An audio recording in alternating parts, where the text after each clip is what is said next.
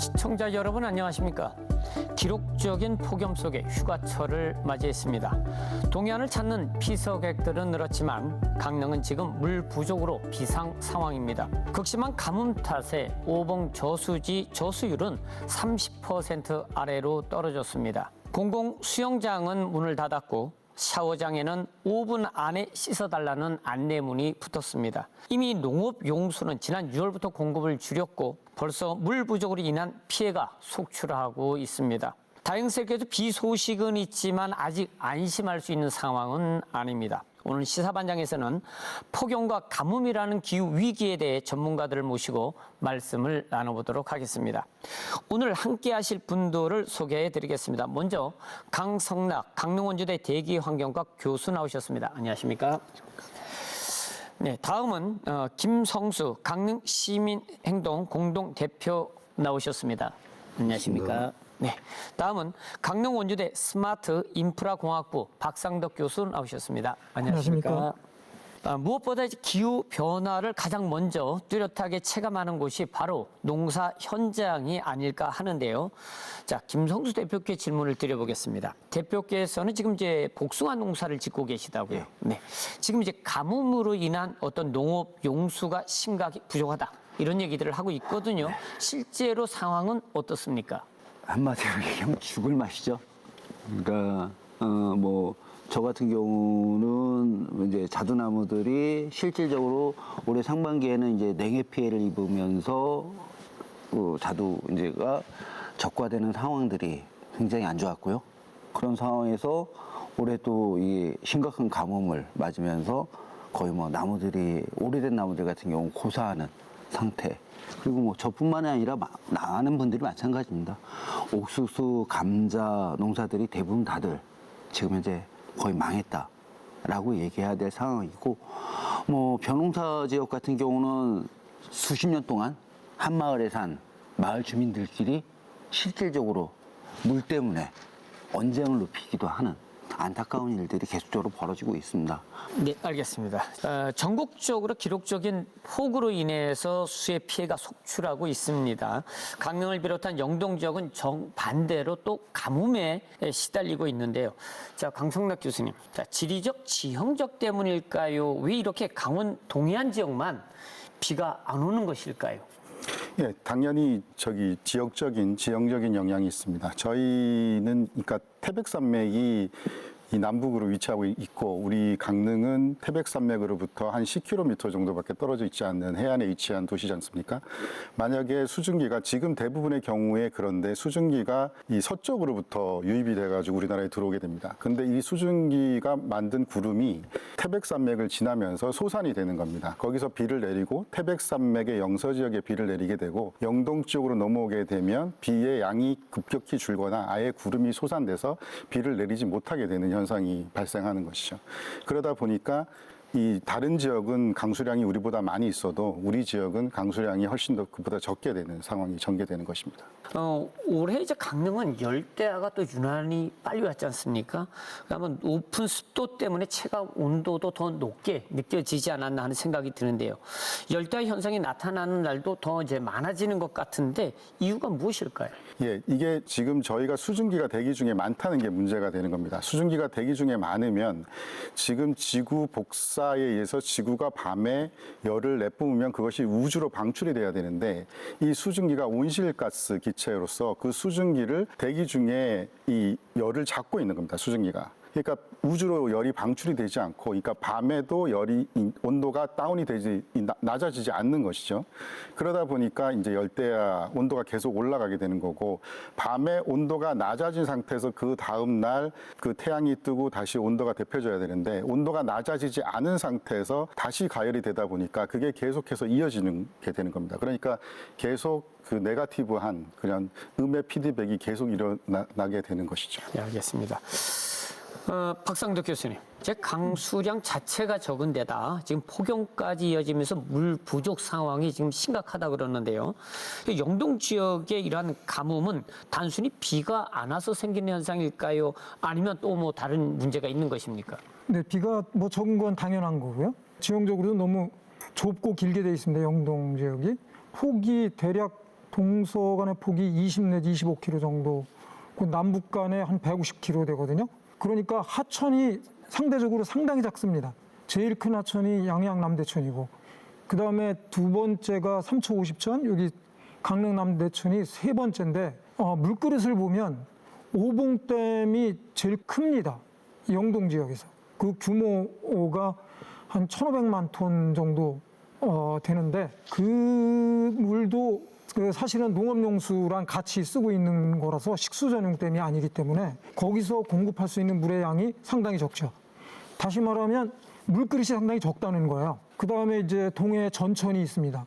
그래서 영동 지역의 물그릇을 이렇게 우리가 사용 가능한 물그릇을 보면 생활용수 입장에서 볼 때 그 두 개가 가장 큰 축인데, 그 양 자체도 이 지역의 인구 정도 수준이면 괜찮은데, 여기에 이게 계절에 따른 유동 인구가 급격히 증가를 해서 그런 경우에 수요가 폭증하잖아요. 맞습니다. 그 수요 폭증에 따른 체감도, 물 부족의 체감도가 훨씬 더 커지고, 이거는 계속돼서 결론적으로 보면 물그릇이 작다.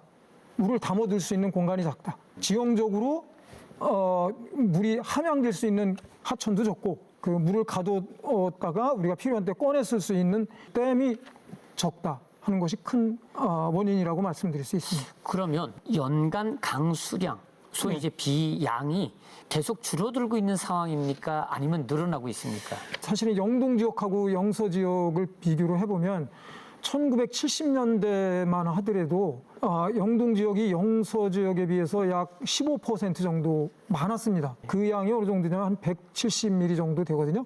1년에. 네. 그랬다가 80년대, 90년대 이렇게 들어서면서 9 내지 10% 정도만 많았어요. 다시 말하면 영동 지역이 영서 지역에 비해서 15% 많았다고 하면 이제 그 사이에 5% 정도 줄은 거죠. 그러니까 영동 지역이 많기는 하지만 영서 지역하고의 격차가 줄어들었다. 그래서 강우 패턴이 과거하고는 많이 다르고 지속적으로 그 차이는 줄어들고 있다. 박 교수님 말씀하신 거에 제가 좀 첨부해서 말씀을 드리면요. 저도 이렇게 저수 용량을 좀 크게 하는 게 굉장히 중요하다고 생각을 하는 이유가, 이게 비가 어느 지역에 이제 굉장히 변동성이 크다는 게 기후변화의 굉장히 심각한 문제거든요. 그러니까 비가 내리는데 어느 지역에 아주 폭우로 내린다는 겁니다. 근데 이 폭우로 내리는 거를 우리가 저장을 하지 못하게 되면 그 물을 다 버리게 되는 거잖아요. 오히려 재해를 입는 상황이 되는 건데, 그 물을 저장을 하게 되면 이제 활용을 할 수 있는 것인데요.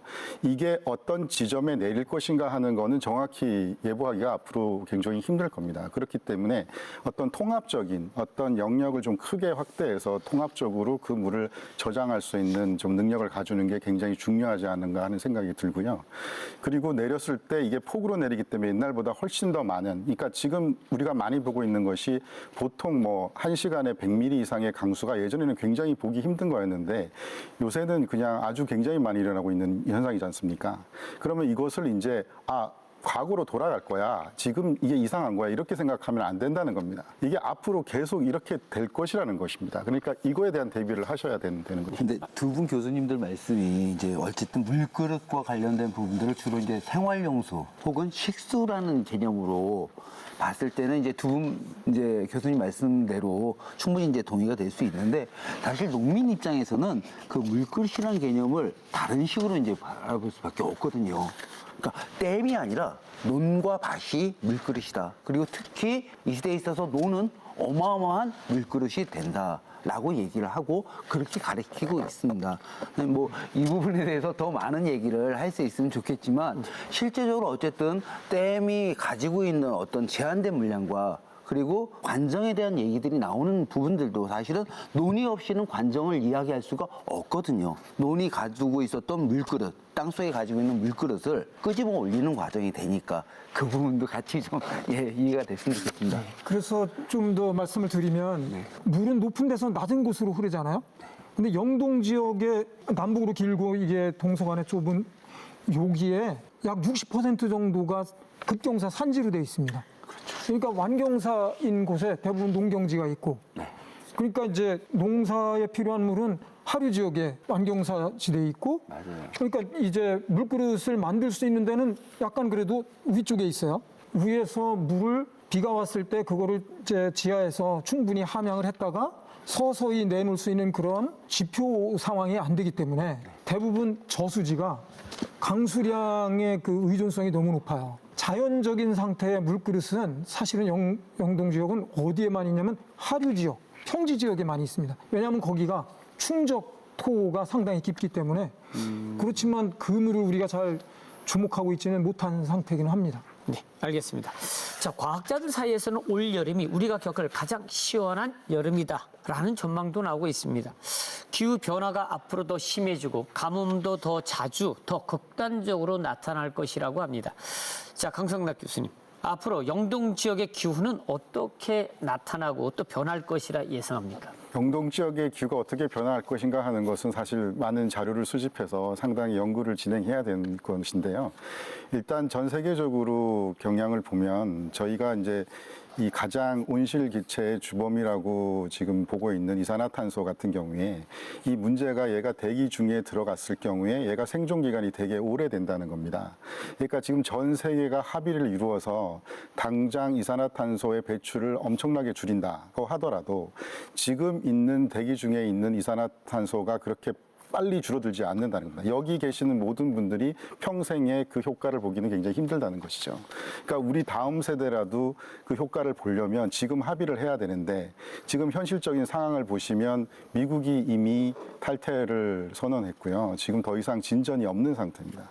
이런 상태에서 온도는 지속적으로 올라가게 될 것이고요. 그러면 이 상황은 점점점 심화되기 때문에 그래서 많은 분들이 올해 여름이 가장 시원한 여름이라고 얘기를 하는 것이죠. 그래서 이거는 전혀 과장된 얘기가 아니라 이제 현실인 것입니다. 네, 알겠습니다. 자, 기후 변화가 반복될수록 가뭄과 홍수 같은 물 재해에 선제적으로 적극 대비해야 되지 않을까 하는 생각이 들거든요. 박상도 교수님, 물관리 측면에서 지금의 기후 변화 어떻게 접근하고 대응해 나가야 된다고 생각하십니까? 두 가지인데 하나는 물이 너무 많아서 발생하는 홍수 문제, 그리고 이제 물이 너무 적어서 발생하는 가뭄 문제인데 지금 저희가 직면하고 있는 건 가뭄이죠. 근데 지난 2002년부터 2008년 사이에 영동 지역에 사실은 대규모 홍수들이 발생을 했고 이거는 영동뿐만 아니라 강원도 전체적으로 큰 피해를 유발했습니다. 그래서 시스템이 물 관련된 치수 시스템이 대폭 개선이 되었습니다. 이제는 이제 가뭄의 문제예요. 근데 가뭄이 이렇게 그 10년 내 가뭄이 반복되고 그 영향이 점점 무거워지고 이런 상황이 전개가 되고 있는데 그 전까지는 안 그랬거든요. 왜냐하면 인구가 적고 그 용수가 그렇게 많이 필요하지를 않았었거든요. 근데 이제는 강수량은 계속해서 줄고 있고 그러니까 다시 말하면 그 가뭄 빈도는 더 커지는 거고 상대적으로 그다음에 그 유동 인구는 커지고 그렇게 되니까 갈수록 이거는 심화될 수밖에 없거든요. 그러면 이 상태에서 우리가 어떻게 해야 될까? 바로 이게 더 심화되기 전에 지금이라도 나서서 시스템을 개선해야 된다. 가뭄 대응 시스템, 적응 시스템을 개선해야 된다. 제도적으로, 체계적으로. 그리고 우리의 인식도 좀 바꿔야 되고 물그릇도 최대한 찾아서 확보하고 그리고 영서 지역과 영동 지역의 연계도 강화시키고 그런 노력이 필요하다고 저는 생각합니다. 네. 자, 가뭄이 장기화되면 이제 농업 용수 확보가 제일 좀 어렵지 않을까 하는 생각이 들거든요. 김성수 대표님, 실제로 농촌 현장에서는 물을 어떻게 확보하고 또 사용하고 계신가요? 뭐 지자체나 정부로부터 실질적인 지원은 또 충분히 이루어지는지 뭐 하는 것들에 대해서 말씀해 주시죠. 화나죠? 한마디로 얘기하면 화나는 일이고요. 우선은, 그러니까, 제가 살고 있는, 그러니까 장덕리, 주문진읍 장덕리를 한번 예를 들겠습니다. 그 위쪽으로는 이제 상귤이라는 마을이 있고요. 아래로 들어가면 이제 교황리, 이렇게 해서, 신리천을 타고, 결국 이제 그 앞쪽에 이제 동해 바다까지, 이제 주문진 앞바다까지 나가게 됩니다. 나가는데 지금은 그 저수지를 통해서 지금 이제 수로를 만들어 놔서 그 수로를 통해서는 대부분 어느 분들이 사용하시냐면 논농사나 이제 주변부에 이제 밭농사를 하시는 분들이 사용을 하세요. 그렇게 사용을 하고 계시고 이제 수로길을 따라서 내려오면 거기서 이제 각자 물길을 갖다 막으면서 자기 논에 위에서부터 이제 차례차례 내려오겠죠? 물을 가두는 시기가 있어요. 그 시기 중에 하나가 바로 7월이었어요. 굉장히 중요한 시기였죠. 그러니까 실질적으로 뭐가 자라서 이제 막 벼이삭들이 익어갈 시기에 있어서 물이 굉장히 중요한 시기였거든요. 근데 그러다 보니까 지금 그 상규리 저수지에서도 물이 많이 지금 줄어든 상태예요. 그러다 보니까 거기서 무작정 물을 내릴 수가 없고, 그러니까 나오는 물의 양은 굉장히 적고, 그걸 가지고 있는데 어느 순간에 오늘은 여기에 내가 물을 대야지 하는데 수로가 끊겨 있어요. 왜 끊겼지? 올라가 보면 수로는 열어놨다고 얘기하고, 그럼 어느 누군가의 농민이 자기 논에 지금 대고 있는 거예요. 그분도 나름대로 이제 생존을 위해서. 이렇게 되는데 일단 수로 옆에 있는 분들은 그나마 그렇게라도 해서 근근히 유지를 했어요. 근데 수로길과 좀 더 벗어난 곳에 있는 논이나 이런 곳들은 완전히 바닥이 갈라졌었죠. 갈라졌었고, 이제 이렇게 됐을 때 이것 자체가 이미 그 농민들한테 위험 수위로 다가온 건 언제였냐면 이미 7월 초에는 위험 수위를 넘어섰다라고 저희는 판단을 하고 있었어요. 근데 강릉시가 이 부분에 대해서 이거 심각한 위기다라고 얘기하면서 비상대책회의를 소집한 게 7월 6일인가 이렇게 소집을 했습니다. 그래서 농협과 당장 와라. 그래서 너희들 빨리 이제 이게 농업인 대책들 세워라. 라고 이제 시장님이 얘기를 하시대는데, 그 다음에 나온 그 이제 제 대책안이 뭐였냐면, 그럼 물을 어떻게 공급할 것인가의 문제였는데, 물을 공급하기 위한 가정들을 뭐라 얘기하느냐, 양수기하고 분무기를 원하는 집에는 50% 국가에서 그 시에서 장비에 비용을 대줄 테니까 50% 대줄 테니까 양수기나 분무기를 사라. 이미 그 당시에 저희 마을 같은 경우도 포크레인 갖고 이제 팔 때 안 팔 때 하면서 거기서 나오는 거 있으면 그 물 갖고 양수기로 주고 있었고, 과수농사 같은 경우는 사실은 양수기로 줄 수 있는 문제도 아닌 거죠. 그러니까 지하수를 파가지고 그다음에 물을 공급한다는 말씀이십니까? 아니죠. 그 지하수를 파는 게 아니었어요. 그냥 땅을 파는 거였어요. 그러니까 하천에, 예. 하천에서 포크레인 가지고 파내면 웅덩이가 생기잖아요. 예.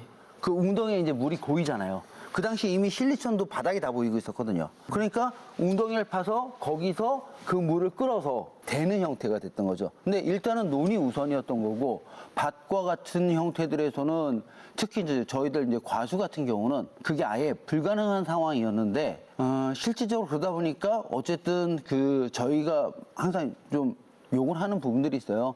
많은 공무원분들이 열심히 분명히 일을 하시는데, 야, 최소한 그러면 지역이 어떤지 와서 살펴보고, 공무원들이 와서 보고 이 문제에 대해서 어떻게 했으면 좋을지 농민들 의견을 좀 들어봐야 되는 거 아니냐 했는데, 결국 그게 안 됐던 거죠. 그러다가 다행히 7월 11일경에, 10일경이죠. 7월 10일경에 농협가에서 이제 와서 이야기를 했는데, 그 당시에 이제 우리 이제 농민들은 이제 화가 났죠. 야, 양수기 갖고 뭐 어떡하라고, 분무기 갖고 뭐 어디서 물을 갖다가 분무하라고. 그래서 이제 그 사람들하고 얘기하면서 나왔던 게 결국 살수차까지 나왔어요. 사실은 이 살수차 문제를 얘기하는 부분들이 이후 관정하고도 관련돼 있는데, 살수차를 통해서 나오는 건 일반 이제 그 생활용수라고 할 수 있는 부분이잖아요. 용수 부분. 뭐 따로 바닷물을 풀 수 있는 부분들이 아니니까, 그렇게 해서 살수차라도 해서라도 물을 갖다 좀 뿌려달라.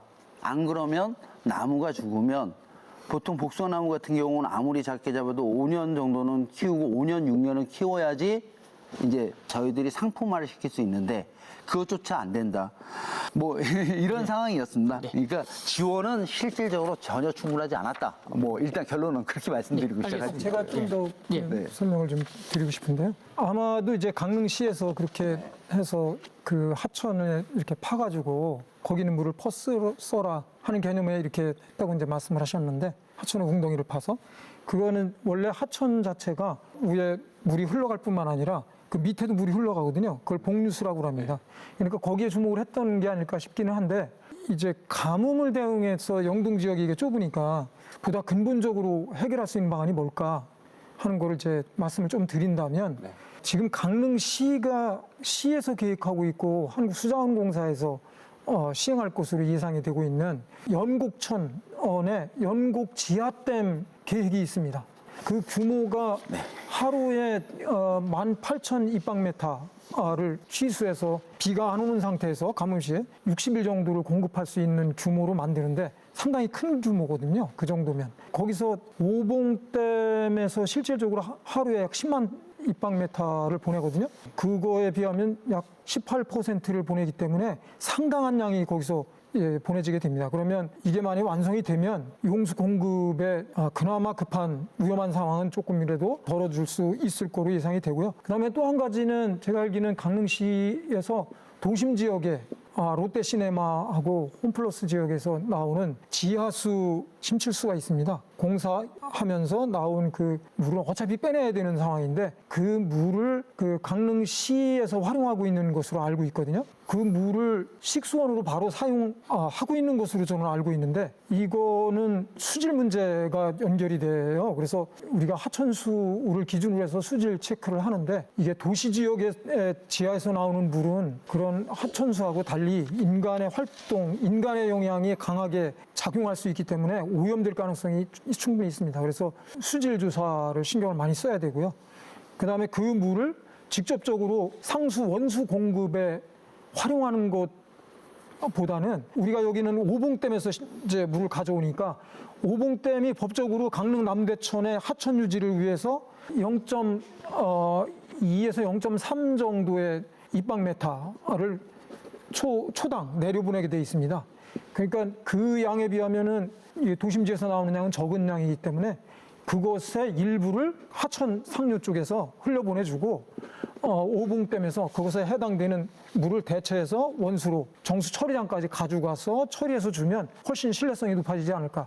네, 그런 생각이 있고요. 그다음에 지금 말씀하신 것 중에 하나가 뭐냐면 속초시 쌍천 같은 경우에도 지하댐을 지금 개발했지 않습니까? 네네. 지금 그거와 지금 비슷한 예, 얘기죠. 같은 개념이고요. 속초는 거기는 뭐 쌍천 자체가 워낙 작기 때문에 인구는 10만 가까이 되고 네. 그러니까 그 필요한 물을 공급하기 위해서 가져올 데가 거기밖에 없었거든요. 그 옆에 양양 남대천이라는 큰 수원이 있음에도 불구하고 이걸 활용 못했는데 그래서 이제 궁여지책으로 나온 게 거기에서 효과는 잘 보고 있지만 그것도 한계가 있는 거거든요. 그래서 보다 근본적인 해결책은 이런 것을 하되 보다 체계적이고 시스템적으로 제도적으로 접근하는 그런 노력도 필요하다.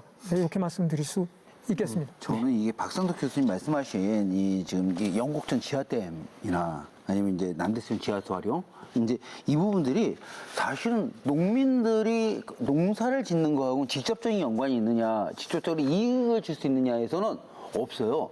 왜 없냐면 저희가 지난번에 농정과에서 왔을 때도 요청했던 게 살수차라도 데다가 물을 갖다가 올려서 좀 쏴줘라.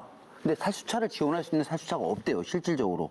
그리고 급수차라는 개념들도 없는 거예요. 그러면 지하댐에서 물을 갖다 수를 어떤 식으로 형성시켜서 이 물 자체가 실질적으로 농민들에게 도움이 될 수 있도록 해나갈 수 있느냐. 과연 이런 부분이 같이 논의가 되고 있느냐라는 부분들이 있죠. 그래서 그 아주 좋은 방안이 있습니다. 사실은 영동 지역의 그 강원도가 관리하는 지방하천이 19개 정도 있거든요. 그리고 이제 소하천들도 있고. 근데 그 하천 자체가 가지고 있는 충적토가 있어요. 네. 그 상류는 이제 경사가 급하고 그 안반 토심이 작아서 함량은 작지만 함수량은 작지만 아래쪽으로 내려오면 하천을 따라서 소규모지만 충족지가 있거든요.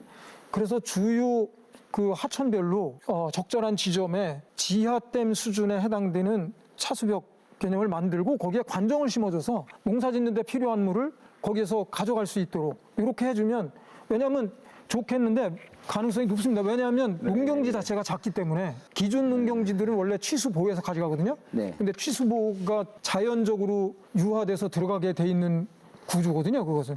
근데 하천수가 적으면 그게 불가능하니까 주요 거점마다 지하 그 댐 차수벽에 해당되는 지하수 활용 그 시설을 만들어주고 그 관정을 심어서 거기서부터 물을 퍼다가 쓸 수 있도록 이렇게 해주면 가능성이 아주 높습니다. 지금 현재 다른 지자체에서는 그렇게 하는 지자체가 있어요. 그러니까 마을에 아예 그 관정을 하나씩 설치를 해요. 대형 관정이야. 중형 관정을. 그러니까 해서 그 지역에서는 어쨌든 저희는 왜냐하면 농사를 지면서 원거리로 가서 물을 받아와서 뭔가 일을 하기 굉장히 어렵잖아요. 그러니까 필요한 시기에 있어서는 그 이제 어쨌든 최소한 중형 관정 이상이 되면 거기서 나오는 그 물 호스는 1톤을 채우는데 걸리는 시간이 1분이 채 안 되거든요. 그러니까 해서 바로 갖고 가서 무언가를 본인이 원하는데 물을 쓸 수 있는 시스템을 갖다 만들어주는 거죠. 근데 강릉에는 그런 게 없어요. 그런 상황에서 지금 이제 지하수로다가 해서 치수벽을 만들어서 해주는 건 돈이 더 들어가지 않을까요? 네. 그렇지만 충분히 할 이제는 그런 기술력을 갖고 있고 능력이 있다고 생각합니다. 네, 알겠습니다. 폭염과 폭우 어느 쪽이든 기상 예보가 정확하다면 피해를 줄일 수 있지 않을까 하는 생각이 드는데 요즘은 예보가 시간마다 달라진다는 얘기도 들리거든요. 자, 강 교수님, 기상 예측이 어려워진 이유 무엇일까요? 그러니까 어떤 패턴을 우리가 분석할 수 있고 그 패턴이 반복된다고 할 때는 상당히 쉽습니다. 그러니까 우리 뭐 어르신께서 한 동네에 오랫동안 살았으면 이쯤이면 뭐 비가 내려, 이쯤이면 가물어 이렇게 얘기할 수 있지 않습니까? 기상청도 별반 다르지 않습니다. 그러니까 자료를 축적해서 그 자료에 입각해서 우리가 예측을 하기 때문에 그런 예측은 상대적으로 쉬운 것인데요.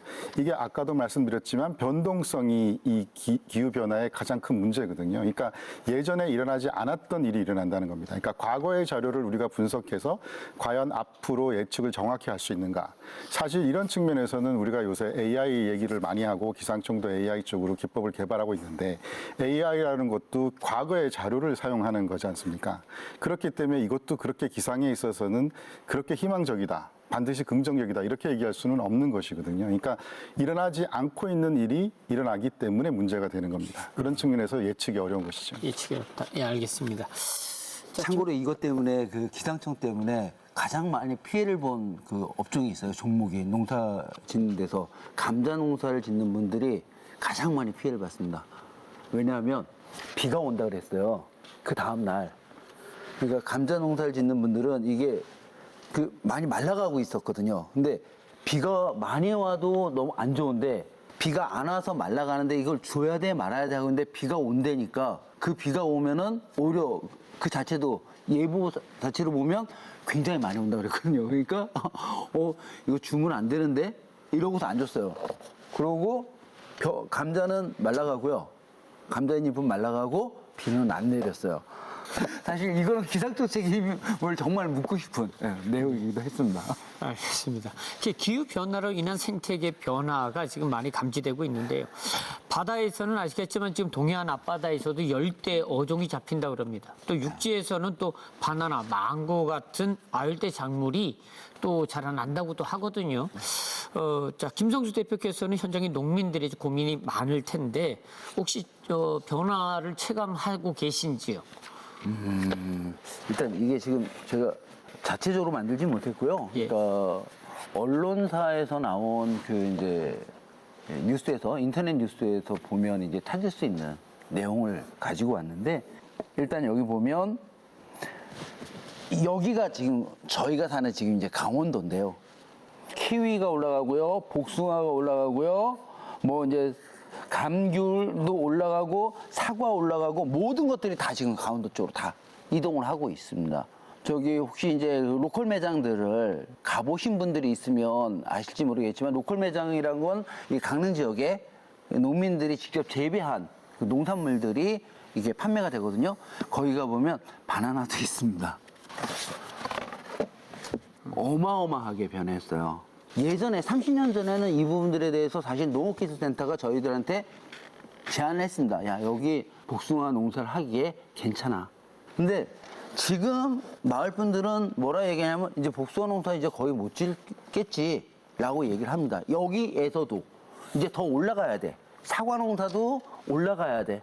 여기선 짓기가 힘들어지고 있어 라고 얘기를 하는데 그러면 대안은 그러면 없죠, 사실은. 그리고 이 부분들에 대해서 그러면 품종을 반해주면 되거든요. 품종을 바꿔주면 되는데 지금 현재 복숭아 품종 자체가 300개가 넘습니다. 300여 개가 넘는 품종에서 강릉 지역에서 죄송합니다. 농업기술센터나 이쪽에서 자체적으로 우리 기후에 맞는 품종을 개발한 적이 있느냐? 한 번도 없습니다. 다 저희가 아랫지방 옥천에 가서 사오고 이러면서 품종들을 갖다 들여온 거 그 이상도 이하도 없었어요. 그러니까 결국은 복숭아를 계속 짓고 싶어도 어떤 걸로 해야 될지 모르는 것이고 품종을 전환시키려고 하더라도 역시 대책은 없는 겁니다. 지금 뭐 상황들은 우선은 뭐 많이 변하고 있다. 네. 예, 알겠습니다. 관이 좀 더 적극적으로 나서가지고 변하는 기후에 따라서 네. 좋은 품종들을 좀 개발해야 되지 않을까. 또 맞습니다. 적응 가능한 네. 품종들이 좀 많이 개발돼야 되지 않을까 하는 생각이 들고요. 그다음에 이번 가뭄으로 인해서 이제 농작물 피해가 많이 크다고 들었거든요. 혹시 저기 김 대표님 어느 정도인지 혹시 데이터나 이런 게 있습니까? 데이터라고 얘기를 하면 그런데 어쨌든 지금 자두를 지었던 농가들은 자두 생산성이 확 떨어졌어요. 왜냐하면 냉해를 입으면서 떨어졌던 피해가 있었고 복숭아 농가들 같은 경우는 자라야 될 복숭아가 아예 자라질 않았고 그 다음에 지난번에 온 비로 저희가 다행이다 여기는 건 이번에 복숭아가 크겠구나가 아니라 내년도에 최소한 죽지는 않겠구나라는 거였거든요. 근데 이 부분도 사실 잘 모르겠어요. 그러니까 8월 15일, 8월 20일까지 비가 한 방울도 안 온다. 그러면 그 복숭아가 다시 살아날 수 있을지 없을지 아직 사실 장담을 못하는 게 네. 예, 그러면 현재 상황입니다. 대표님, 지금 이제 농작물 피해가 지금 크다고 말씀하셨잖아요. 네. 그럼 이제 농작물 네. 재해보험을 통한 보상 뭐 이런 것들은 없습니까? 있죠. 아, 있는데 있습니까? 예. 그리고 제도적으로는 분명히 많이 만들어져 있습니다. 근데 예를 든다면 이렇게 돼요. 저희가 올해 거의 농사 30년 이상 지었던 형님들도 전혀 걸리지 않았던 천공이라는 병, 잎사귀에 막 구멍 생기는 병이 생겼어요. 이거면은 이제 어쨌든 작물에 굉장히 좋지 않거든요. 그러다 보니까 이 부분에 대해서 일단 신고를 했어요. 신고를 했더니 여기서 신고를 하고 나면 보험회사에서 나오는데 보험회사에서 나와서 뭐라고 얘기하냐면 나중에 이거 상품화 될 때 얘기하세요라고 얘기를 하고 두 번째로 가뭄에 대해서도 마찬가지로 신고를 했는데 전제 조건이 있습니다. 상품이 되는 것 혹은 떨어지는 것 자체가 전체 나무의 20% 이상이 될 때만 피해 보상을 해준다. 그 상품화되지 않은 그러면 상품화라는 거는 도대체 그 기준이 뭡니까? 상품화의 기준이 뭐냐 그랬더니 저희가 예를 든다면 박스에 보면 이제 박스에 얻는 그 복숭아 구수가 있어요. 근데 거기에 29가 나름대로 만들어낼 수 있는 가장 작은 복숭아를 넣을 수 있는 규격이거든요. 그럼 29가 안 되는 복숭아여야 되는 거냐? 그렇다는 거예요. 그걸 어떻게 계산하냐? 손해사정인이 와갖고 직접 하나하나 봐야 된다는 거예요. 이게 지금 그래 놓으니까 원래대로면 뭐 15구 16구 나와야 될 게 29 나왔다. 이거 상품이잖아요. 그러니까 보상 안 됩니다. 형님들이 아예 다 포기하셨어요. 재보험은 있는데 분명히 재보험이 있는데 안 되는 거죠. 그러니까 기준이 사실은 이제 보상을 받기에 그렇게 적절한 내용들이 아닌 것 같습니다. 그래서 네. 이러한 것들이 좀 보완이 돼야 되지 않을까 하는 생각이 들고요. 알겠습니다. 자, 기후 위기에 대한 대응이 이제 단순히 이산화탄소 감축만의 문제가 아니라 이제는 각 지역의 맞춤형 농업, 물 등 전 지역에서, 전 영역에서 기후 극복을 위한 전략이 필요하다는 지역도 지금 많이 나오고 있습니다. 현실적인 대안이나 전략이 있을까요? 하는 것이거든요. 자, 박상덕 교수님부터 말씀해 주시죠. 현실적으로 우리가 할 수 있는 거는 지하에 주목해야 한다. 네, 그러니까 지하댐을 활용하든 지하에 용출되는 그 물들을 어떻게 활용할 것인가. 그거 하나. 그다음에 아까 이제 말씀드린 것도 이제 지하 관정이나 이런 것도 같은 차원에서 말씀을 드릴 수 있고 또 한 가지는 그 영서 지역의 그 화천댐이 거기가 다목적 댐으로 지정이 되어 있지는 않습니다. 그래서 화천댐을 관리하는 데가 한수원으로 알고 있거든요. 거기서 약 20만 톤을 개발을 해서 용수를 개발해서 수도권으로 가져갈 그런 계획이 있어요. 그래서 이참에 강원도 영동 지역에 물그릇 확보가 현실적으로 어려우니 그 화천댐에서 5만 입방메타 정도 5만 톤이라고 말할 수 있죠. 물을 취수해서 그 이상을 취수해서 영동 지역에 급할 때 가져다 쓸 수 있도록 관로 시스템을 구축해주면 좋겠다. 영동 지역하고 영서 지역의 가뭄에 시간차가 존재합니다. 영동 지역에 가뭄이 들 때 영서 지역은 가뭄이 덜하고요. 또 영서 지역에 그 가뭄이 들 때 영동 지역은 좀 덜하고 이런 시간차가 존재하기 때문에 그 물을 배분을 잘 해주면 우리가 할 수 있는데 이거는 이제 강원도가 적극적으로 나서서 해결해야 될 문제가 아닌가. 그거가 보다 근본적인 물그릇 확보 방안이라고 말씀드릴 수 있겠습니다. 알겠습니다. 자, 강 교수님께서는 어떻게 생각하십니까? 좀 전에 박 교수님께서 말씀하신 영동 지역과 영서 지역의 이런 그 편차가 이 시간차가 존재한다 하는 건 기상학적으로 보면 동풍이 부느냐 서풍이 부느냐에 따라서 강수가 어디에 내리는가 하는 문제와 연관이 돼 있거든요. 또 하나 이제 동해안의 수온이 지금 올라가 있고 지금도 아마 수온이 굉장히 높은 걸로 알고 있습니다. 그래서 지금 아마 경포대 같은 데 가보시면 이렇게 해풍을 별로 느낄 수가 없어요. 그러니까 이게 수온이 낮아야지 해풍이 불어주는데 수온이 높다 보니까 해풍이 불지 않습니다. 그러니까 시원하지 않은 거죠. 근데 이런 식의 지역적인 그 기상 현상에 대해서는 기상청이 일일이 다 예보를 하고 있지 않습니다. 그래서 아까 또 얘기한 기상적으로는 상식적인 얘기지만 이게 이 일을 하시는 입장이나 이런데 일반적인으로서는 그렇게 상식적이지 않을 수도 있다고 생각하는 것이 이제 가뭄이 계속 지속되다가 홍수가 비가 내리면 홍수로 내린다. 이거는 우리 기상학자들은 대부분이 그럴 거라고 얘기를 하고 있고 이게 그 일반적인 상황인데 이런 거에 대해서 우리는 이제 대비를 할 수밖에 없는 상황이거든요. 근데 여태까지 이제 기상이나 기후 같은 문제들을 단순히 어떤 학문적인 입장에서 보는 게 아니라 이거를 이 지역에, 이 지점에 각자 필요한 지역과 지점의 그 전망을 구체적으로 하고 이런 것들을 자료를 수집하고 또 우리가 다른 모델을 사용하든가 이런 식으로 전망을 한 다음에 이거를 실질적으로 정책을 하시는 분들 그리고 실질적으로 생업에 있는 분들과 같이 이제 일을 해야 된다 하는 생각이 저는 좀 듭니다. 예, 알겠습니다. 벌써 토론하다 보니까 시간이 많이 지났습니다. 이제 마지막 질문이 될 텐데 세 분께 드리도록 하겠습니다. 자, 우리는 해마다 비가 오면 홍수 걱정하고요.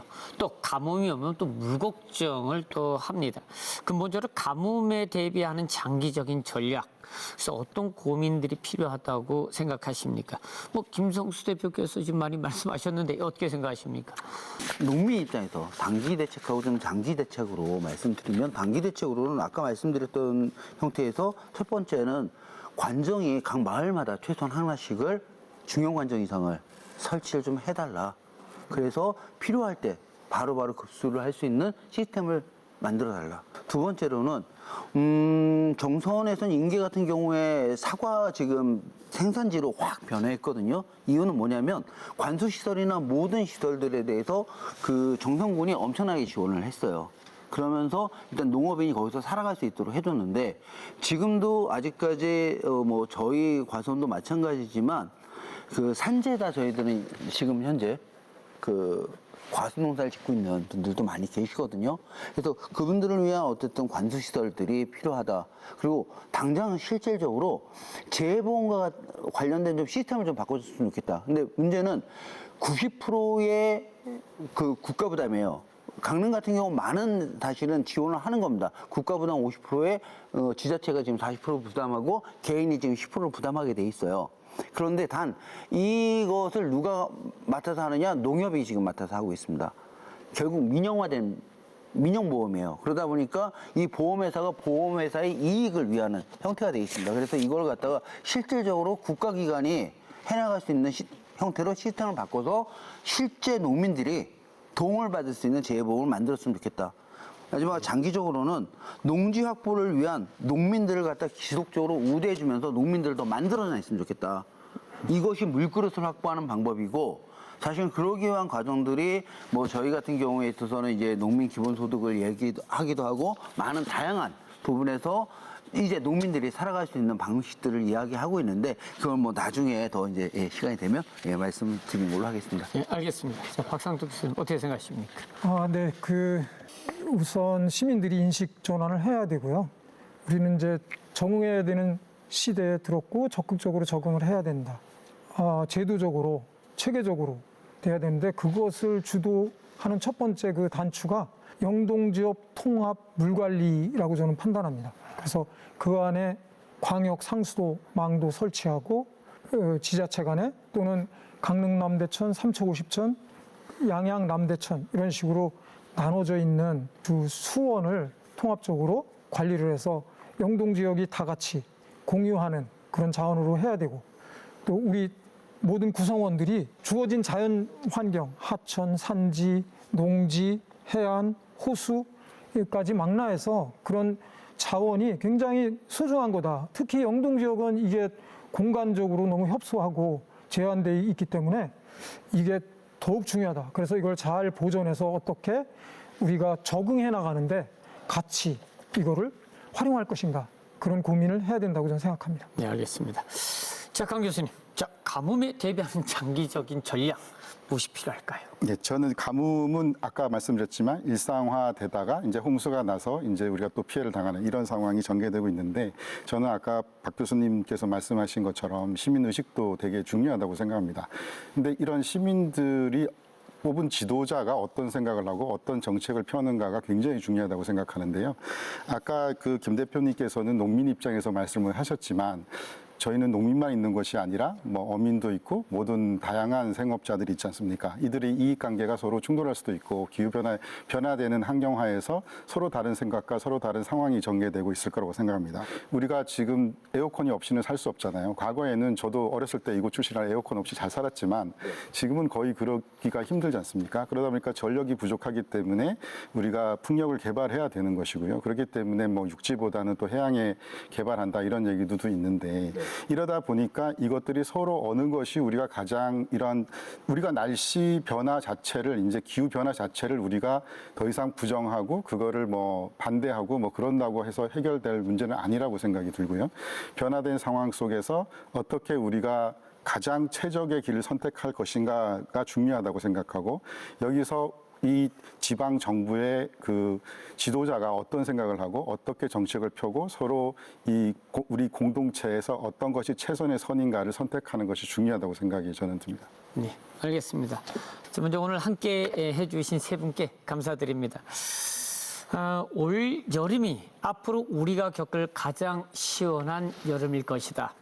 기후 과학자들의 이 말을 단순한 예측이 아니라 섬뜩한 경고로 들립니다. 그런 의미에서 우리가 올여름 겪은 폭염, 폭우, 가뭄, 홍수는 장차 우리가 맞이하게 될 더 극단적인 기후변화 예고편일지도 모릅니다. 앞으로 우리는 더 자주, 더 거센 기후변화를 체감하게 될 것입니다. 그리고 언젠가 이렇게 말하게 될지도 모르겠습니다. 2025년 여름은 정말 시원한 여름이었다고. 오늘 시사반장은 여기까지입니다. 시청해 주셔서 고맙습니다.